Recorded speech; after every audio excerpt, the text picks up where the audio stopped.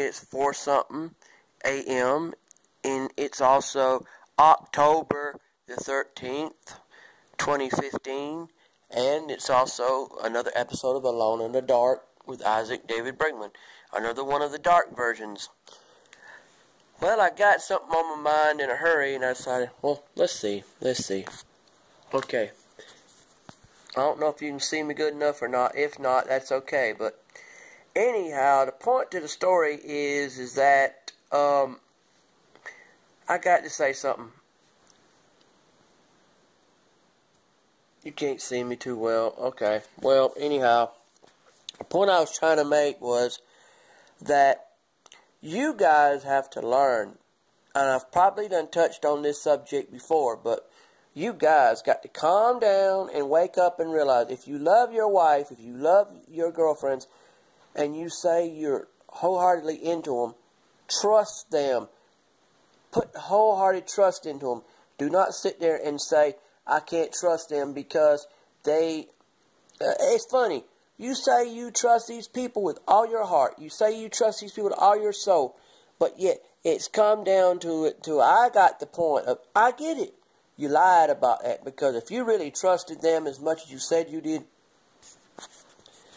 you wouldn't have actually acted like, oh, now some guy's trying to be friends with your wife or girlfriend, and that's all he wants. Y'all get upset about it. Now you say, has this happened to me? Yes. Has it happened recently? No, not recently, but it's still fresh on my mind about the subject. It's like you people will sit there and look at your spouses, husbands, wives, boyfriends, girlfriends, and see the opposite sex wanting nothing out of them but friendships. Then next thing you know, it's like, oh, you better leave my girlfriend alone. It's like, excuse me, but your girlfriend wasn't even getting hit on by that guy. But you thought he was. So the moral of the story is, find out what's going on before you say anything about it. You done got people looking at you funny about that stuff. And also, if you want to go to family reunions, do so. Don't worry about what's said by people that don't respect you at a family reunion. Just go and enjoy the fact that there are some folks there that will care about you and will want you there. And also, men and women, don't judge another person until you've seen what they're going to do. I have seen men get mad at women for stuff she ain't done. And the woman had not done nothing to the guy, and the woman's already done got judged. Oh, she's bad. She's up and down rude. She's up and down wrong. And I say, look, guys, if the woman has hit on you and you're not into it, get on to her about it. If the woman didn't hit on you at all, and there's nothing going on, and she just wants to be friends, leave it at that. Be that way.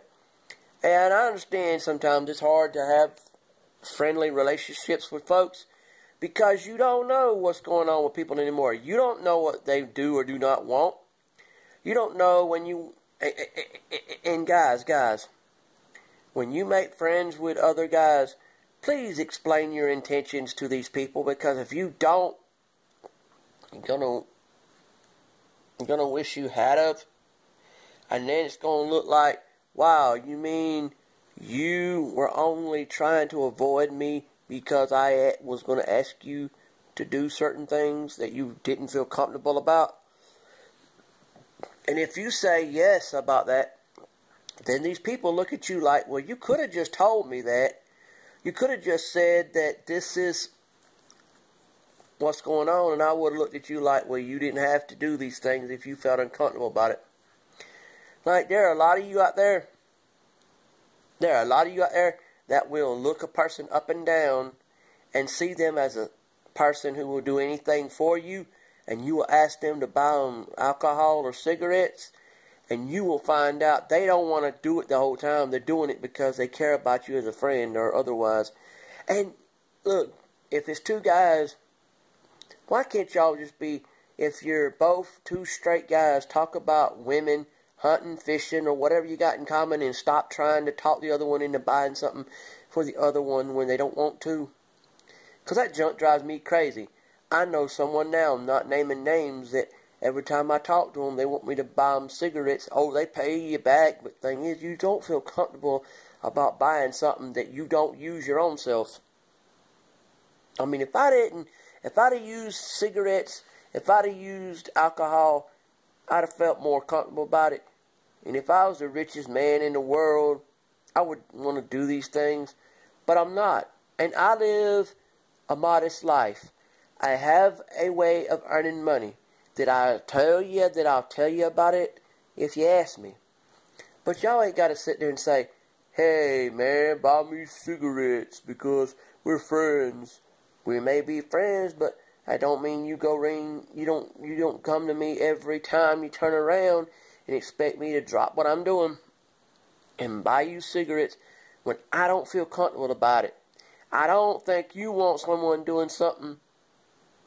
How would you like it if I told you to do something and then you did it anyway, but you didn't feel comfortable because you knew it's going to look funny, people seeing you buying cigarettes and they know you and they're like, wow, you buy cigarettes? I didn't know you smoked. Oh, how bad that is to smoke. It's not me smoking. Somebody else I know of. But yet I'm buying them the cigarettes I shouldn't even be thinking about. So the moral of the story is, don't buy folks cigarettes if you can help it. And I'd like for God to tell folks, stop asking others to get you stuff that they don't feel comfortable with. Start asking for things like, hey, I've got this food stamp card. It's my food stamp card. I trust you, so why don't you go to town, buy me some stuff because I don't have transportation, or let me go with you and get it. Now, I can understand the closest friend you got. I mean so close they should be your brother or sister. I understand them going to town with you, buying groceries with you on their food stamp cards where they're buying their groceries. That's be even better. Why not someone be your passenger in your car? They buy their groceries with their food stamps. You buy your groceries with whatever money or means you use. It don't, and please, people, when I tell you something, do not take it as though I'm being personal, like I'm talking about me. I'm talking about anybody does this stuff.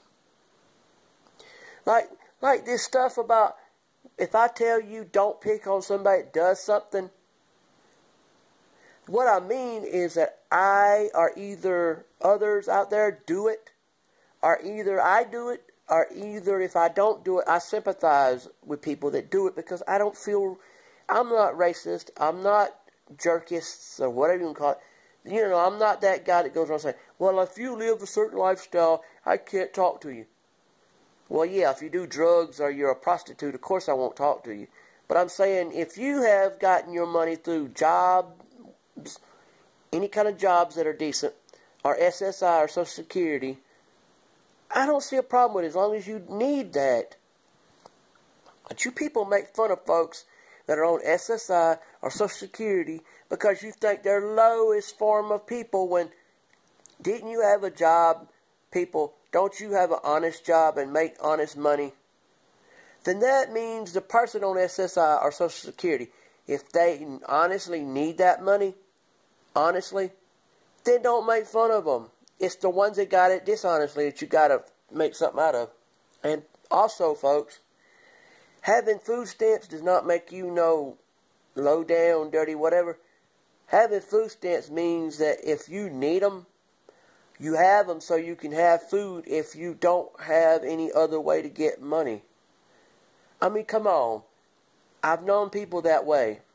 And I didn't see a problem with it. I said, they're making it. They're trying hard. And also, you people out there that want someone to do stuff for you that they feel uncomfortable about, if you have food stamps, no matter if the other person does or not have food stamps, y'all could go to town together at the same time, in the same vehicle, at the same store, buying groceries together, where one uses their form of money to get their groceries, their own groceries, and the other one does the same thing. That'd be like saying Bob and Larry ride in a car together to a grocery store. Bob buys his own groceries and Larry buys his own groceries, and then they put them in the same vehicle, take them back to wherever they belong, and then that's it. That would work good instead of saying, oh, would you go buy my groceries with my money and I'm sitting here by myself at home while you go do all that. Nah, that sounds like you want to go around saying, so what y'all using my money and they trying to make me poor. Excuse me? Oh, that mess about that old chestnut about where you gave somebody your money and told them to go buy your stuff, and then while they're gone you complain saying that they took your money and all that mess. Excuse me, my thing is, if you want someone to buy something for you with your money, you better go with them so you can vouch to the world that they did with your money what you asked them to.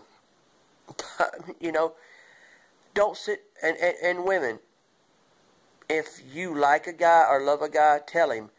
If you went to school with a guy and you've had this long-running crush on him where it went from high school all the way up to now, and that was a long time period that you felt this way about him, tell him. Because there are single women I have heard of that they go to high school with people and they picked out one guy they went to high school with that they had a crush on in high school. So the crush started in high school, and the woman is still single, and she still got that crush on that guy. But yet she forgot to do one little thing about it. Tell him. So the moral of the story is, if you are a woman, and you went to high school with a guy, and if you had from high school until now a long-running crush on the guy, please, once you find that guy, blurt that out to him. Say, hey, so-and-so, back in high school I had feelings for you, and the problem here is I still have those feelings for you. So that means from high school until now I've had a long-running thing for you, and I just never told you until now because I was too scared to. And look, people, I've seen some of y'all look at me like y'all have feelings for me, and y'all wouldn't tell me about it because y'all too scared to. Look, the worst I'm going to do is tell you no, or tell you I already got somebody if I do or don't. I'll be honest with you about my relationship status if you tell me the truth. If you told me you liked me in high school and you still like me now, so that means that like has run from high school all the way until now, I just said, okay, let's see how we deal with this. I either say, no, I'm taken, or I'm flattered, but I just don't feel the same way. Or either I'll say, okay, and we get something started. But I can't say nothing if you don't tell me. And a lot of y'all know me, because if y'all see the different places I put, because I'm even on Facebook for that matter, and I went to a high school reunion and had people talking to me and reacting to me and interacting to me, and I got the feeling that they might have had feelings for me at one time, but they never said nothing because they were too scared I would reject them. Well, I'm not going to reject you if you just tell me the truth. I might accept you in the sense of thank you for telling me about it, or I might accept you otherwise. You don't know what I'm going to do. And people, do not sit there and say, if you care about somebody, that when they say something like this, oh, they done you dirty. Excuse me. They didn't say that or do that. What they done was said that they wanted somebody to confess stuff to them. They didn't say that they were going to run out and screw all these people. But anyway, I better let y'all go because time's about up. Have a nice day and God bless you.